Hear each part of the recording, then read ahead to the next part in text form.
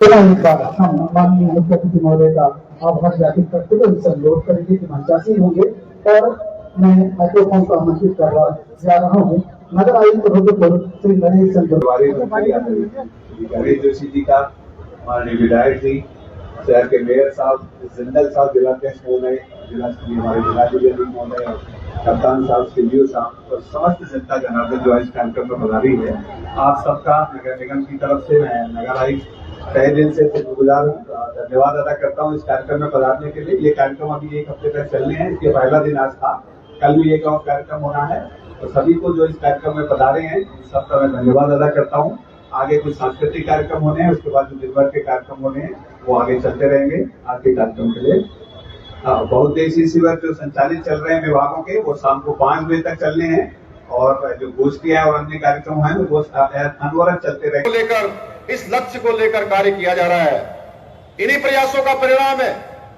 विभिन्न चुनौतियों के बावजूद इन 3 वर्षों में हमारे उत्तराखंड को देश में पहला स्थान प्राप्त हुआ है।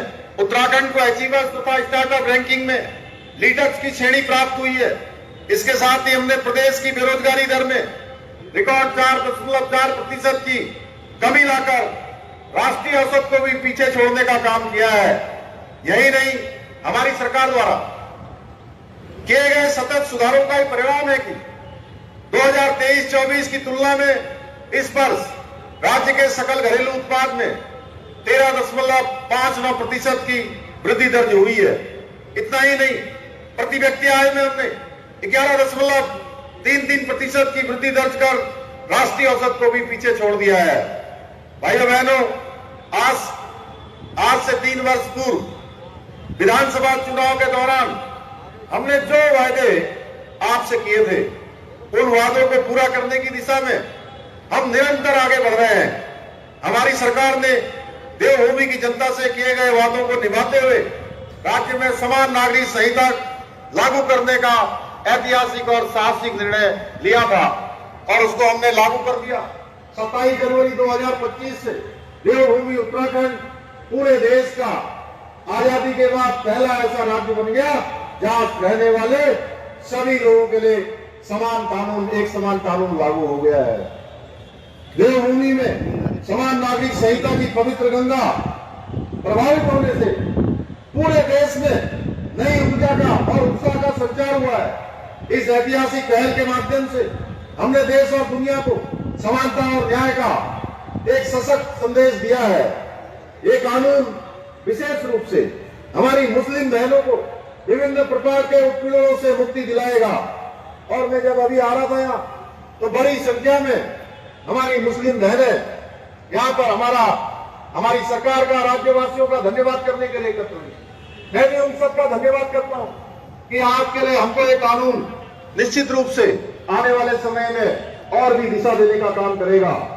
भाइयों बहनों, आपको याद होगा कि हमारे प्रदेश में भ्रष्टाचार और पेपर लीक के कारण कितने ही प्रतिभावान युवाओं के सपने चूर चूर हो जाते थे। मेहनती विद्यार्थी दिन रात पढ़ाई करते थे, लेकिन जब परीक्षा का दिन आता था तो पेपर लीक होने की खबर उनके भविष्य पर। अब हम 2022 में जारी अपने दृष्टि पत्र के करीब 70% से अधिक वादों को मात्र 3 वर्षों के अपने कार्यकाल में धरातल में उतारने में सफल रहे हैं। और मुझे विश्वास है कि अगले चुनाव तक हम अन्य वादों को भी पूरा करने में अवश्य आप सबके आशीर्वाद से सफल होंगे। का पहला राज्य उत्तराखंड बना है, जो कि पूरे देश के लिए नजीर बन गया है। सख्त नकल कानून, नकल यहाँ के नौजवानों के लिए अभिशाप बन गई थी। भिन्न बच्चे रह जाते थे, नकलची पास हो जाते थे। सख्त नकल कानून बना है तो धामी सरकार ने बनाया है। महिलाओं को आरक्षण देने का काम किया है तो विष्णु सिंह धामी की सरकार ने किया है। जन भावनाओं के अनुरूप भू कानून लागू करने का काम किया है तो धामी सरकार ने किया है।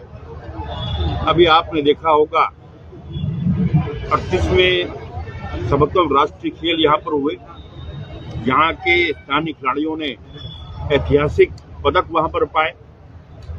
ये काम सरकार ने किए हैं। और दूसरा क्योंकि ये एक वीरों की भूमि है, राष्ट्रभक्तों की भूमि है।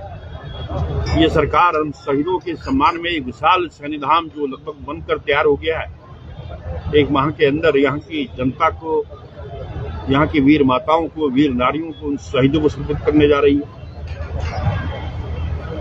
शहीदों की जो सम्मान राशि है, देखिए हम किसी शहीद को वापस नहीं ला सकते, लेकिन इसके माध्यम से हम ये दर्शा सकते कि हम सरकार जो उसके साथ में खड़ी है, जो 10 लाख रुपए पहले एक शहीद होने पर मिलते थे, उसको बढ़ाकर 50 लाख रुपए विशुद्ध सिंह धामी जी की सरकार ने किया है।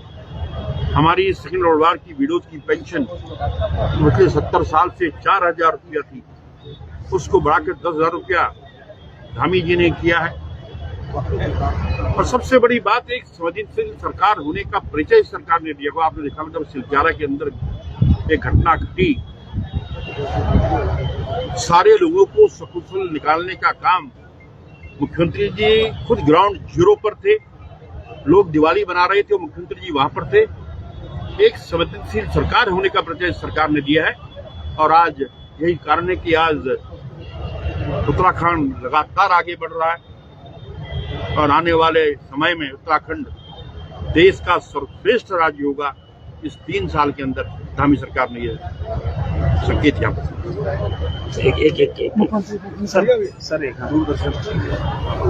सर यहाँ पे अभी मंत्रिमंडल से ग्रीन फील्ड टाउनशिप डेवलप करने के लिए प्रयाग फार्म में कुछ जमीनें की गई हैं, तो क्या है मामला?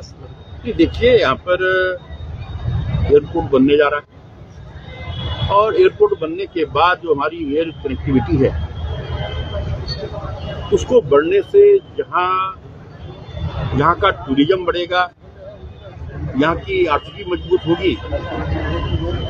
उस दिशा में लैंड एक्विजिशन का काम लगभग शुरू हो गया है और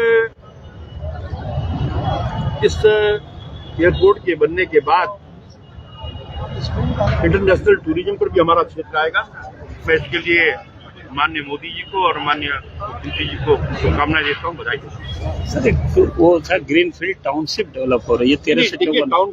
देखिए जब इतने बड़ा सेटलमेंट यहाँ पर आएगा तो टाउनशिप भी यहाँ पे डेवलप होगी और वो पर्यावरण की दृष्टि से इस प्रकार की टाउनशिप डेवलप होना बहुत जरूरी है और उसके लिए हमारी सरकार लगातार प्रयास कर रही है।